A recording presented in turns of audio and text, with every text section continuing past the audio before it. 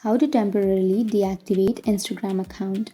So if you want to temporarily deactivate your Instagram account, then first open up your Instagram application and go to your profile, which will be on the bottom right, and then go for the upper right, which has that 3 bar icon. Go for settings and privacy, and then go for account center. And here you can go for personal details, and under that you can go for the last option, which is account ownership and control, and go for deactivation or deletion and choose your Instagram account.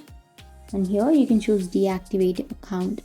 Tap on deactivate account and then tap on continue. And this is the last step. You need to enter your password. So enter your password here. Once you enter your password, you need to tap on continue. And once you tap on continue, here you need to select a reason why you would like to temporarily deactivate your account, and then tap on continue again. And here, this is the last step. Tap on deactivate account and your account will be temporarily deactivated. So if you want to reactivate it again, then you can simply log into your account and your account will be reactivated.